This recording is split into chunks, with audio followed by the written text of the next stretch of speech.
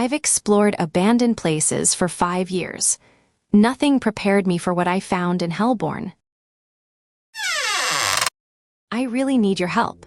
I've been an explorer for 5 years, and I can say in my own words that I've never found anything like what I found recently. I've explored abandoned stations in Japan, old houses, and even abandoned bunkers from World War II. I'm an adventurer. It's in my blood. The town of Hellborn is a fertile place for legends. If you're really a good explorer, you've felt at least once the urge to put your backpack on, turn on your camera, and go deep into that cursed town. With me, it was no different. I rented a small apartment on Alphabet Street, a funny name for a street. I know.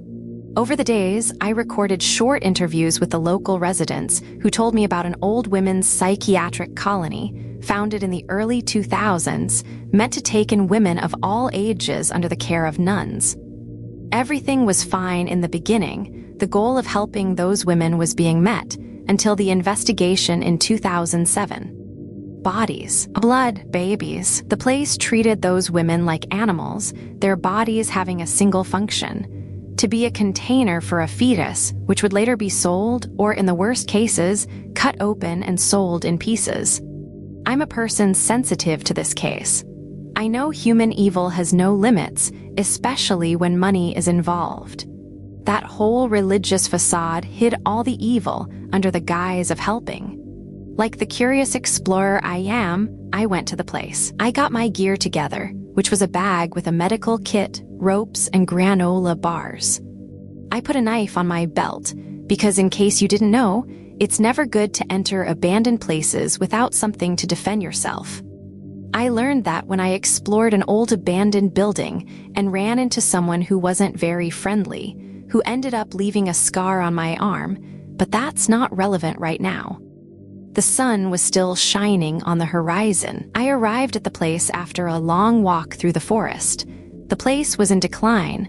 It was a concrete and wood structure, surrounded by roots that were trying to consume what little was still standing. I walked carefully, the soles of my shoes sinking into the mud. Around me there were only trees. The place was completely isolated. When I got to the old wooden door, I pushed it gently. It opened.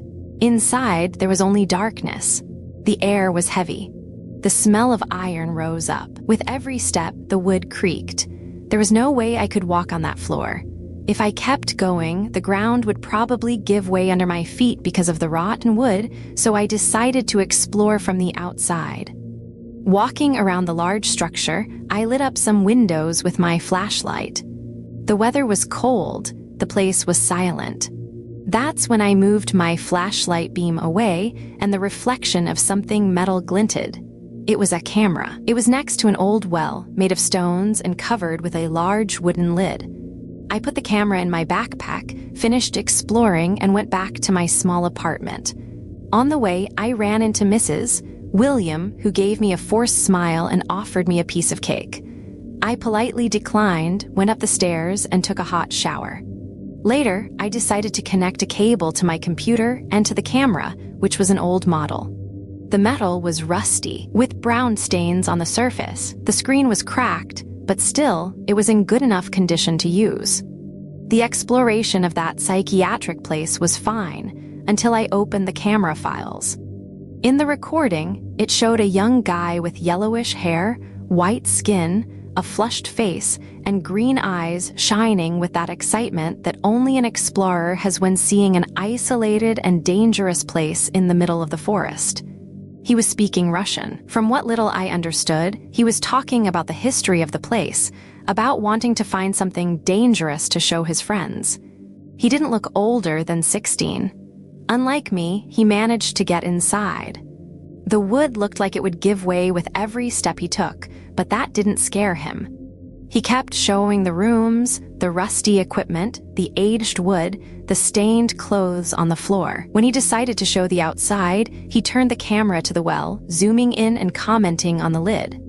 In the next file, the camera was on the ground. No sign of the kid.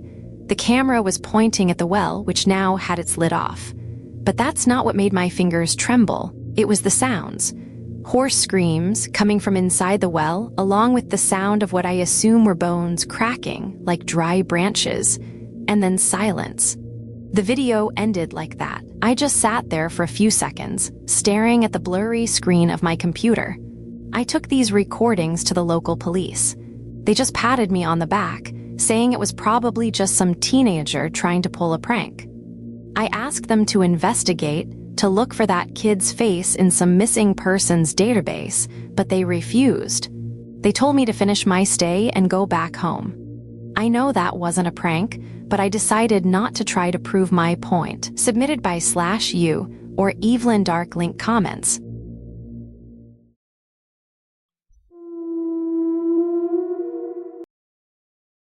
The camera only shows them at night. I didn't buy the camera. That's the first thing I need to make clear. It was already in my room when I got home from school last Thursday, sitting on my desk like it had always been there. Small, black, no brand name, just a smooth plastic body and a single lens that seemed a little too reflective. At first, I thought it was my dad's, but he swore he'd never seen it before. "Probably one of your friends messing with you," he said. "I don't have friends that come into my house when I'm not there." Still, I shrugged it off. I picked it up, turned it over in my hands. No buttons except one on top. No screen, no place to plug it in. Just that single button, so I pressed it. Nothing happened. No click, no flash, no sound, just silence. I set it back down and forgot about it. That night, I woke up at 2:13 a.m. I don't know why. There was no noise, no dream, just that sudden, sharp awareness like something had nudged me awake. My room was dark except for the faint glow of my phone charging on the nightstand, and the camera. It was sitting on my desk, pointed directly at my bed. I stared at it for a while, my eyes adjusting to the dark. I told myself I must have left it that way earlier without realizing. That happens, right? You forget little things. Still, something about it made my chest feel tight. I got up, walked over, and turned it to face the wall. Then I went back to bed. The next morning, the camera was on my nightstand, right next to my phone. Facing me, I froze when I saw it. I knew I hadn't put it there. I don't sleepwalk. I don't even move much in my sleep. And even if I did, why would I move the camera closer? I picked it up slowly. The surface felt colder than it should have been. I almost didn't press the button again. But I did. This time, something happened. A soft click echoed through my room, quiet but unmistakable. And for just a second, barely even a blink, the lens flickered with a faint white glow. That was it. No picture, no sound afterward, just that click. Things got worse after that. Every night, I'd wake up around the same time, 2:13 a.m., and every time the camera was closer. First on the desk, then the nightstand, then the edge of my bed, always facing me, always silent. I stopped touching it after the second night. I didn't want to press the button again. I didn't want to know what it was doing. But on the fourth night, something changed. When I woke up, the camera wasn't just closer. It was on my chest, pointed directly at my face. I couldn't breathe. I just lay there staring at it, too scared to move. My heart was pounding so hard I thought I might pass out. And then click. I hadn't touched it. I swear I hadn't, but the button depressed on its own. The lens flickered. And for that split second, I saw something in it. A reflection, not of me, of something standing behind me. I didn't turn around. I couldn't. Every instinct in my body was screaming at me not to move, not to look, not to acknowledge whatever was there. Slowly, carefully, I lifted the camera off my chest and held it up again, angling it so I could see the lens. Nothing, just my own terrified face staring back. I stayed awake until morning. I tried to get rid of it the next day. I threw it in the trash outside. When I got back home, it was on my desk again. I smashed it against the wall. No cracks, no damage. I even asked my dad to take it away. He said, "What camera?" It was right there in my hand. He couldn't see it. Last night was the worst. I woke up at 2:13 a.m. again. The camera was in my hands. I don't remember picking it up. My finger was already on the button, and before I could stop myself, click. This time, the reflection didn't disappear. It stayed, clearer than before. Something tall, too tall to fit in my room without bending. Its head tilted at an angle that didn't look natural. Its arms stretched longer than they should, almost reaching the floor. And it was close, right behind me, closer than it had ever been. I felt its breath on the back of my neck. I didn't sleep after that. I'm writing this now in the morning, trying to figure out what to do, because the camera is still here. It's sitting next to me as I type this, and every few minutes it clicks, on its own. I check the time. It's 2:12 p.m. right now, and I just realized something. The reflection doesn't only show up at night anymore. It's starting to appear in the daytime too, and each time the camera clicks it gets a little closer. If anyone knows what this thing is, or how to get rid of it, tell me, because I don't think I have many clicks left. Submitted by /u or Impressivemu 8751 link comments.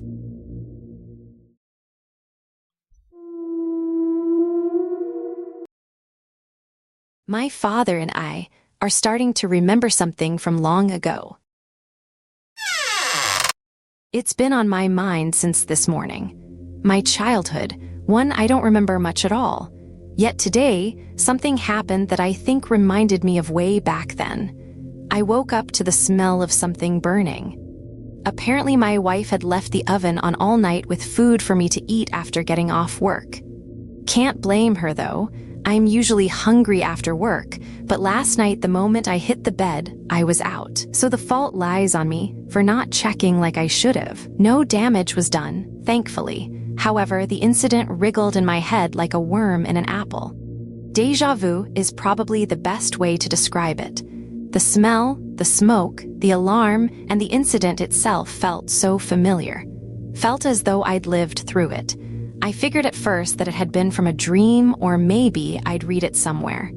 Maybe my brain picked up frequent patterns that created the scenario. Our brains work in mysterious ways after all. Heard your wife almost burned down the place. My father had come over to help assess the damage. He's the jokester type, so all the while he was here he told one joke right after another. Well, dinner's ready. God, Freddy, what were you trying to do? Cook it back to life. See, that's what I call a sunburn. Think you burnt it a little. Smells like Agnes in here. Agnes? I recognize that name, or at least I feel like I do. I don't know from where, but it was a name I knew well. Somehow, so I asked him, "Me, who's Agnes, Dad?" Dad, no one, forget it. Me, what do you mean forget it?